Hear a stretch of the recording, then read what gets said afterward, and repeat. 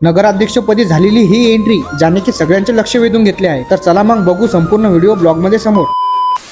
तर सर्वांना जय शाह मंडळी। तर सर्वात आधी आले आपल्याला गोलू घेण्यासाठी। आता विषय असा आहे की आम्हाला जायचं होतं किशोर भाऊशीत, कारण की आजचा दिवस त्यांच्यासाठी खूप खास आहे। आणि सोबतच भेटला आम्हाला आशू, ज्याच्या की सोबत थेट आलो मी दादाची इथं। येतात सर्वात आधी आशूने आणली कॉफी, त्यानंतर दादा सोबत आम्ही निघालो जाण्यासाठी। आणि त्यांच्यासाठी तो हा खूप मोठा दिवस होता, त्यामुळे दिवसाची सुरुवात पण तशीच होणार होती। आणि ती सुरुवात दिवसाची म्हणजे महापुरुषांना नमन करून। आणि त्यामुळे आम्ही आलो छत्रपती शिवाजी महाराज उद्यानाला, जिथे की महाराजांचे सर्वांनी घेतले दर्शन। आणि त्यानंतर आम्ही आलो आपल्या वाटिकेत, जिथे की डॉक्टर बाबासाहेब आंबेडकरांचं स्मारक आहे। आणि तसेच सर्व महापुरुषांना केले नमन। आणि त्यानंतर आम्ही आलो दादाच्या घरी आणि इथे येतात चालू झाली पूजा। आणि दादानी घेतलेली ही गाडी, ज्याची की चर्चा पूर्ण मेहकरात रंगली होती, ती फायनली सर्व मेहकरच्या लोकांना दिसणार। आणि भाई गाडीच्या आतलं इंटिरियर तर एकच नंबर होतं। आणि गाडीची किंमत ऐकून तर माझ्या डोकंच फिरलं। तुम्हाला काय वाटतं कितीची असली गाडी? कमेंट मध्ये नक्की सांगा। त्यानंतर जोडीनं करून घेतली पूजा। आज तर यांच्यासाठी खूपच जास्त खास दिवस आहे, कारण की दादा सोबतच रुपालीताई वहिनी, ज्या की नगरसेविका निवडून आल्या आहे आणि तसेच सर्व नगरपालिकाचा पदभार सांभाळतील। आणि त्यानंतर आम्ही सर्व आलो उभाडा कार्यालयावर, जिथे की होते मेहकरचे आमदार। आणि त्यांना घेऊन निघालो नगरपालिकेला। आणि गाडी मागे असलेल्या गाड्या आणि आजूबाजूला असलेला टू व्हीलरचा ताफा, ज्याने की मेहकरच्या लोकांचे लक्ष वेधून घेतले होते। आणि बघता बघता आम्ही आलो नगरपालिकेच्या गेटवर, जिथे की एंट्रीसाठी संपूर्ण नियोजन केलेले होते। आणि सगळ्यांच्या झाल्या एंट्र्या। आणि भाई पब्लिक पण तशी होती हा। आणि हो, कार्यक्रमाला कोण कोण आलं होतं